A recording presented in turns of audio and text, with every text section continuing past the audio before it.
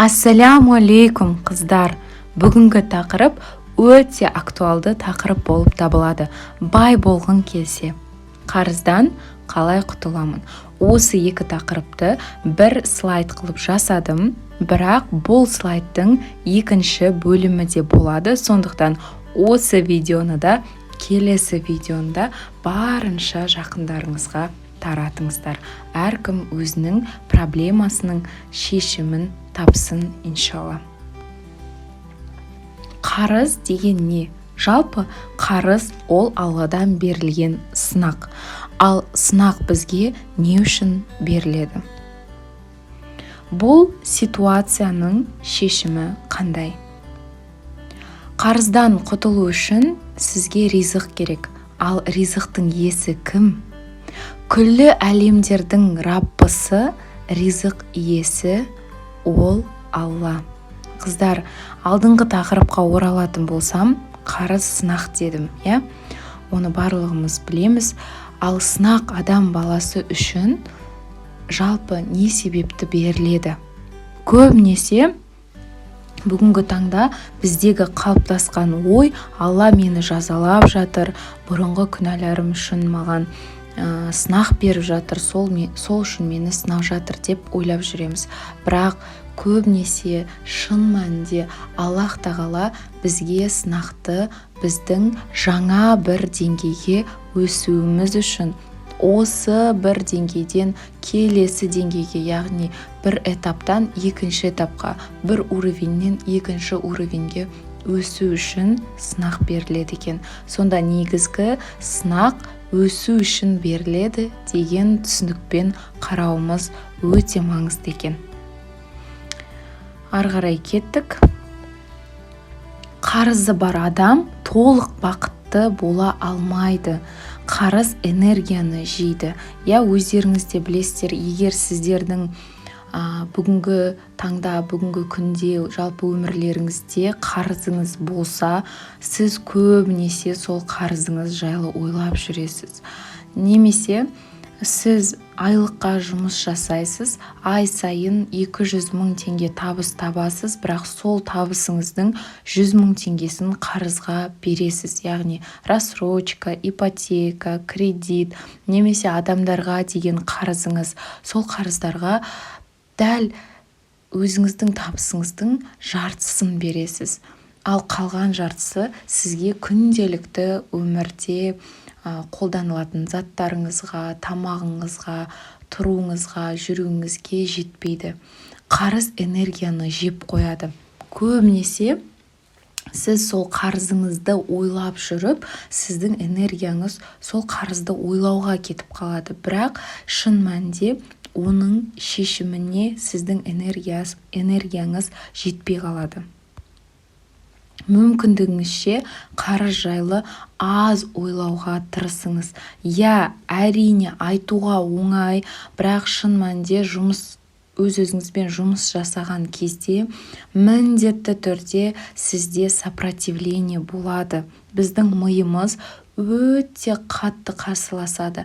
Біздің миымыз соншалықты бізді қауіп-қатерден сақтағысы келеді. Сондай бір жаңа нәрсе істейік десек, біз өзімізден қашып, миымыз соншалықты қарсыласады. Бірақ соған қарамай, миыңыздың қарсыласқан сәтінен аман есен сол этаптан өтіп кетсеңіз, сізге жаңа идеялар келетін болады, иншалла. Енді ары қарай мен сіздерге өте керемет мәліметтер айтамын, соны мұқият тыңдаңыздар. Қарыздан құтылу үшін қандай амал жасау керек? Қыздар, бұл өте маңызды, өте мұқият тыңдаңыздар. Дәптерлеріңіз болса жазып алыңыздар. Видеоны тоқтатып, заметкеға жазып алыңыз.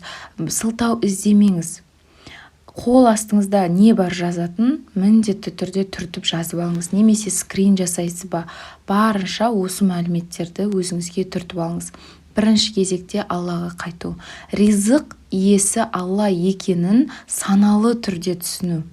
Алладан шынайы түрде кешірім сұрау, истихфар. Яғни истихфар деген астағфируллах деп өте көп айтасыз. 2 ракат тәубе намазын оқысаңыз да болады.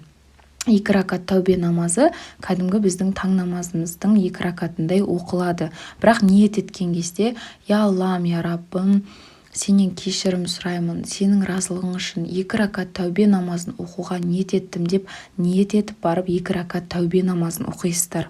Аллаға мадақ айтасыз, Алланың көркем есімдерін зікір етесіз, салауат айтасыз. Және де мен Алланы разы ететін қандай амал жасаймын деген сұрақ сіздің бүгінгі таңда мазалайтын ең маңызды сұрағыңыз болу керек екен. Таңғы намазға уақытында тұру, ризық бөлінетін уақыттан мақұрым қалмау.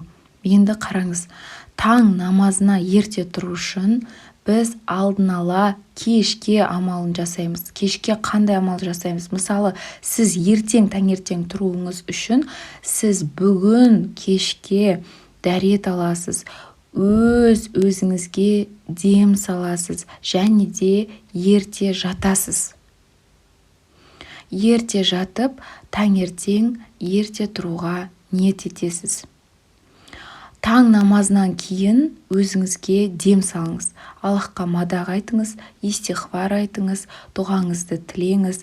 Бүгінгі мысалы таңнан кейін сіздің күніңізді неге арнағыңыз келеді, қандай нәрсе істегіңіз келеді, мақсаттарыңызды жазыңыз.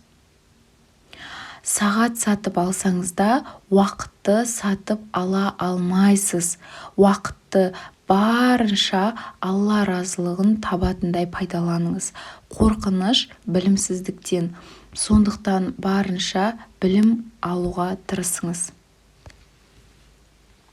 Байлыққа бізді не апарады? Қараңыз, сізді 20% сыртқы фактор апарады. Мысалы, 20% сыртқы фактор деген ол сіздің амалыңыз, жасап жатқан ісіңіз, мысалы, сауда сату, өнім сату, қызметіңізді сату, бұл сіздің 20% табысқа апаратын жолыңыз, яғни сіздің амал жасауыңыз. Бұл тек қана 20%. Бірақ қараңыз, 80% ол көзге көрінбейтін сіздің ішкі халіңіз. Яғни барлығымыздың ішкі халіміз ол 80% екен. Ол Аллаға деген сеніміміз, иман келтіруіміз және де Аллаға деген тәуекеліміз. Міне осы 80% бізді шынымен оңай әрі жеңіл табысқа апарады. Бірақ біз көбінесе осы 80%-ке акцент қоймаймыз. Біз не істейміз? Біз осы 20%-ке ғана акцент қоямыз. Ал 20% деген ол осы амал жасауымыз, сыртқы халіміз. Бірақ бұл жерде біз көбінесе адамдардан дәмеленеміз және де адамдардан күтеміз. Маған бастығым мынанша табыс берсе екен, немесе маған жолдасым мынанша ақша берсе екен, маған ана адам қызметім үшін мынанша табыс берсе екен деген сияқты біз бұл жерде 20% адамнан дәмеленіп кетеміз. Сол үшін де өте маңызды нәрсе осы көзге көрінбейтін 80% ішкі халімізбен жұмыс жасау, Аллаға деген сенімімізді арттыру, иманымызды арттыру және де тәуекелімізді арттырып тәуекел ету. Жалпы біздің қателігіміз қандай? Құлдарға құл болмаңдар дейді, ал біз құлдарға құл болып кетеміз. Яғни Алланың өзге құлдарына құл болып кетеміз. Бірақ шын мәнінде біз кімге құл болуымыз керек? Біз кімнің құлымыз, кімнің жаратылысымыз, біздің авторымыз кім? Әрине ол Алла. Біз Алланың құлымыз және біз Аллаға қызмет етуіміз керек. Кез келген жақсылық жасаған кезде де Алла разылығы үшін деген ниетпен жасау керек. Декреттегі ана болсаңыз да балаңызға тамақ бергенде, я Аллам, Раббым, сенің разылығың үшін сен берген кішкентай пендеңе тамақ беруге ниет еттім деп ниет еткенде, иншалла, ол құлшылық болады. Енді біздің қателігіміз қандай? Біздің қателігіміз құлға құл болып кетеміз. Адамдардың пікірімен өмір сүреміз. Ел жұрт не дейді, ұят болады. Тойға жаңа көйлек киіп барайын деп қарызға кіреміз. Адамның разылығын алу үшін Алланың әмірін орындамаймыз. Дүниелік тірлік үшін құлшылықты орындамай намазымызды қаза қыламыз. Садақа бермейміз, дүниені қолда емес, жүректе ұстап кетеміз. Сіздің ішкі халіңіз, шынайы таза ниетіңіз бен пейіліңіз сіздің жетістікке жетуіңіз бен өміріңіздің берекелі болуын шешеді. Осы слайдты скрин жасап алыңыз, немесе дәптеріңізге жазып алыңыз, миыңызға тоқып алыңыз. Қыздар, егер мен сіздерге осыны істеңіз десем, шын мәнінде оны мен өзіме айтып жатырмын. Мен де дәл сіздер сияқты пендемін. Енді өзіңізге сұрақ қойыңызшы. Неге мен өзгенің көңілін табуға тырысамын? Неге мен өзгенің разылығын іздеймін? Шын мәнінде маған кімнің разылығы керек? Біздің өмірлік ниет қандай болу керек? Тек Алла маған разы болса екен. Қайтсем Алланы разы қыламын. Қайтсем Алланың жақсы көретін құлдарынан боламын. Қайтсем Алла жақсы көретін амал жасаймын.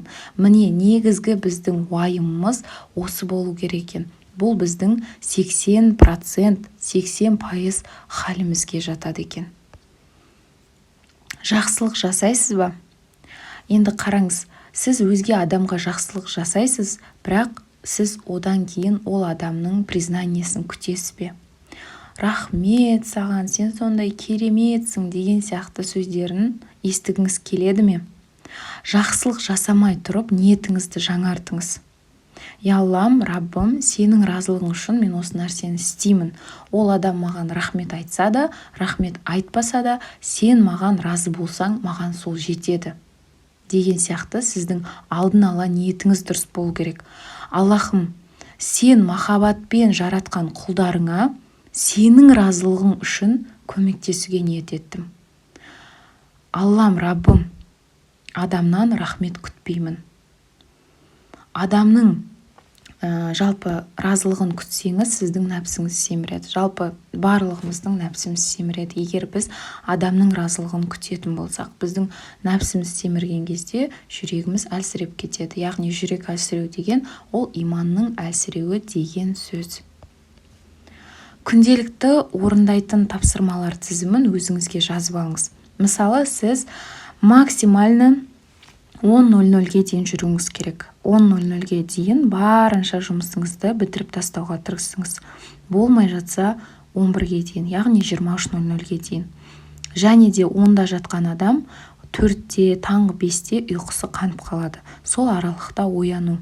Және таңғы уақытты құлшылығыңызға, намазыңызға, дұға тілеу, Аллаға мадақ айту, истиғфар, салауат айтуға бөліңіз.